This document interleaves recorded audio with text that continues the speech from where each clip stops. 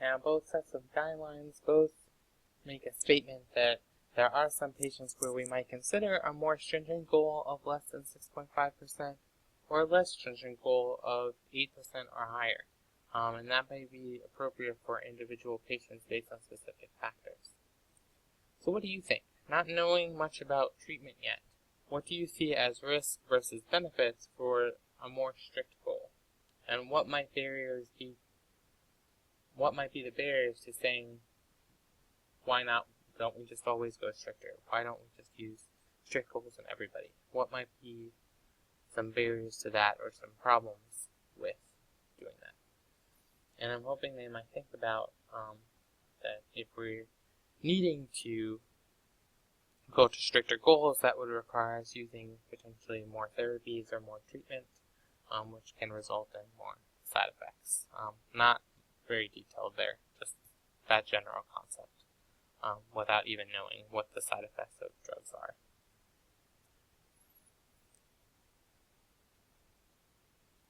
So how do we know which goals to follow? So you guys have highlighted that you might be concerned with going to a stricter goal because of increases in side effects of medications and that we require more medications to treat in order to get them to an easier goal. So how do we decide which goal to go with, and how do we decide in what patients might we be more stringent and what might we be more or less stringent? So our ADA guidelines actually provide us with mechanisms of analyzing that. So a number of different approaches that we can take is to look at risks potentially associated with hypoglycemia and other adverse effects. So what are the effects of the medications that we're going to be treating them with? What is their risk for low blood sugar? Which we'll talk about when you talk about treatments with Dr. Biggert, but hypoglycemia poses a much greater risk to the patient than does acute hyperglycemia. So what is the patient's risk for development of hypoglycemia? That might help you decide whether or not we aim for a more strict goal versus a less stringent goal if we can avoid that risk of hypoglycemia. How long have they had diabetes? Are they newly diagnosed? If they're newly diagnosed, they might be younger. We might be able to treat towards that more stringent goal, versus if they've had diabetes for years and years and years, the possibility of getting to that more stringent goal may not be as high. So being okay with a less stringent, relaxed goal. Same with life expectancy. If we have a patient, let's say with cancer, or someone that isn't really expected to live greater than the next 5 years, are we really going to try and get them down to a more specific goal or a more stringent goal? What would be the benefits of doing so if their life expectancy is not as long? We may be able to control their diabetes appropriately for whatever their life expectancy is without being too aggressive. What are the other comorbidities? Do they have other comorbidities? Are there other disease states that we may worry about uncontrolled diabetes in that may propagate those? And so if we do have those comorbidities, are we more stringent, or is because of those comorbidities our life expectancy not high, so we may not be as aggressive? Established vascular complications. Patients' attitude and expected treatment effects are really important. So what are their goals? What are they expecting to come out? What is their motivation to improve their diabetes control? What resources, financials, familial, social support do they have for achieving their more stringent or less stringent goals? Lifestyle plays a huge factor into getting patients under more stringent control. And so all of these factors add much more levels of gray to how we are treating our patients. And so it's important to take these into account when you're assigning goals or thinking about goals for patients and how far you're going to be able to bring them closer to their goal, because all of these factors do play a huge role. So thinking about that, let's do a little case that helps highlight those characteristics. So take 5 minutes and read over the case and start thinking about what goal you might recommend or set for this patient. pair up with your neighbor, discuss in over about 2 minutes, and then we'll share some of your ideas. So Greg is a 72-year-old male who presents to clinic for uncontrolled type 2 diabetes, which he has been diagnosed with for the last 10 years.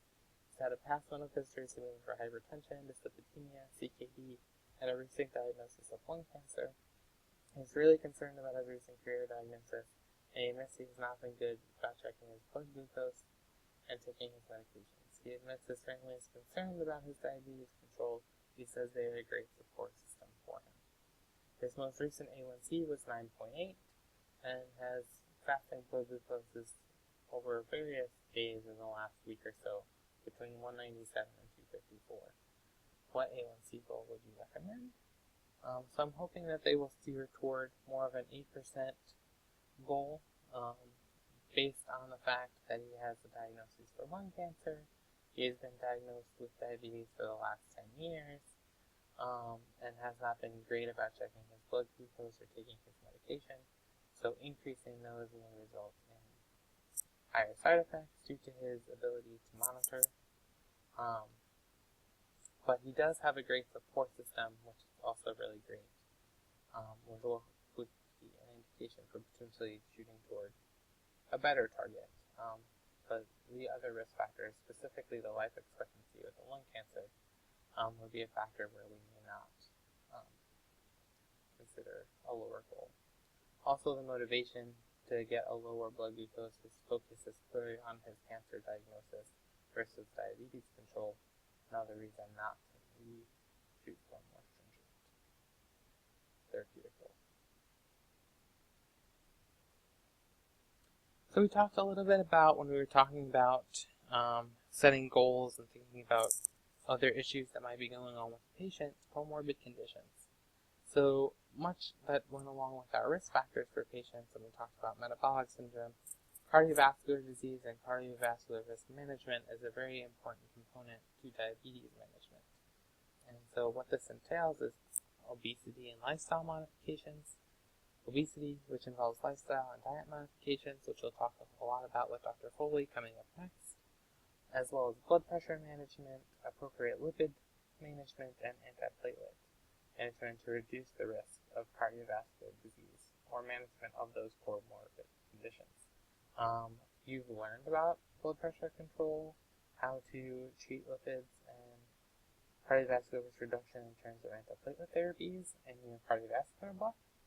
So we will revisit much of this on Friday when we talk about treatment of comorbid conditions and complications of diabetes. So be sure to read up on a refresher memory on blood pressure, lipid, and antiplatelet treatments. Depression is also a very common comorbid condition, which, as you may be able to think about, have a significant impact on a patient's ability to process their diagnosis for diabetes as well as their motivation for treatment of diabetes. Treatment of diabetes, as you may have guessed, is not as simple as just taking a tablet and feeling better. It involves lots of lifestyle and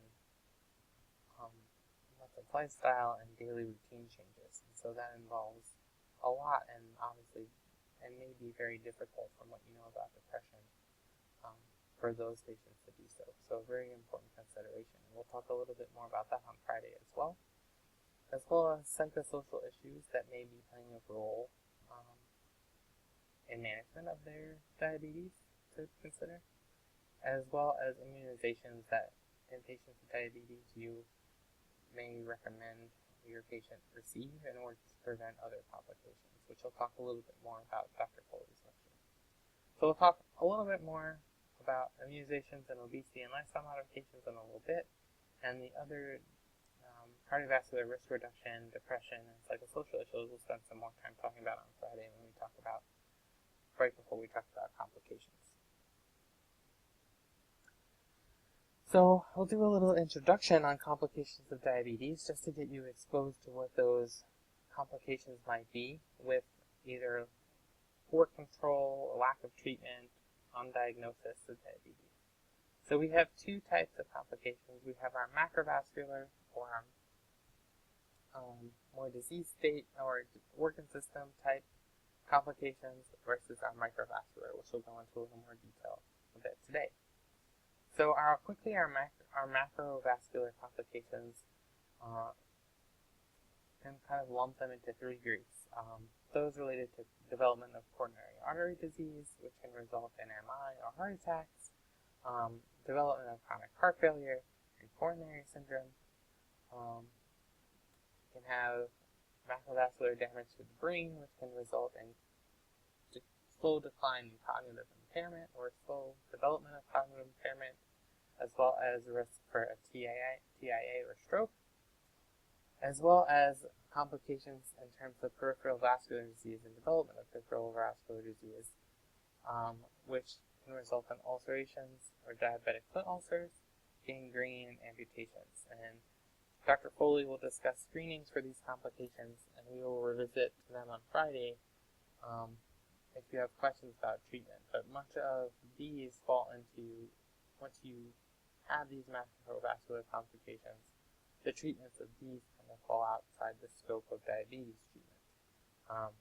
MI, CHF, coronary syndrome are all things that you discussed in your cardiovascular block, as well as stroke. And then ulcerations, gangrene, and treatment of diabetic foot ulcers and infections you'll talk about a lot in acute care, and you start to talk about the acute complications associated with uncontrolled diabetes. So our microvascular complications are things that you may start to see in your patients over more chronic time. So retinopathy is one of these microvascular complications, and this is the result of damage to the small blood vessels in the retina of the eye, which is caused by chronic hyperglycemia. What happens from this chronic hyperglycemia is these vessels start to break down, they leak blood and cause swelling of retinal tissue and clouding of the vision. Patients may complain of changes in their vision, but they may also not complain of any symptoms at all. Often by the time they show symptoms, those vessels are already damaged and it may be too late to reverse. However, in patients that do start to see some vision changes, there is some times where if we do get their diabetes under control, they may start to see some improvement in their vision with glucose levels in their eyes decreasing and reducing that damage to the blood vessels. So screening for retinopathy and eye care is important, which again, you'll talk more about screening and recommendations for screening with Dr. Foley. Neuropathy. So peripheral neuropathy is one of the most common complications seen with diabetes, and one that patients complain most of. So most common cause of peripheral neuropathy in the U.S. is diabetes. You have a decreased pain sensation and higher pain threshold, which pose an increased risk of skin breakdown in areas, injury, and infection due to that decrease in sensation. So many patients will describe that they have this tingly, prickly feeling in their extremities, more often their feet.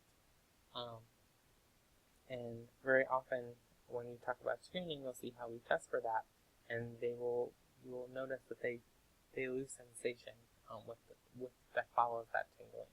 So in their feet, when they're experiencing tingling, they may not feel everything specifically the bottoms of their feet.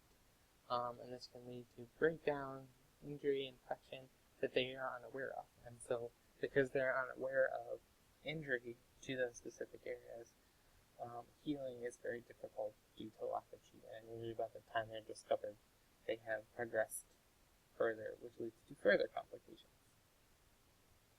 You can also have autonomic neuropathy, so neuropathy in other parts or other organ systems. So in the GI, this manifests as gastroparesis. So in other words, your bowel starts being loses its sensation and kind of stops its GI motility.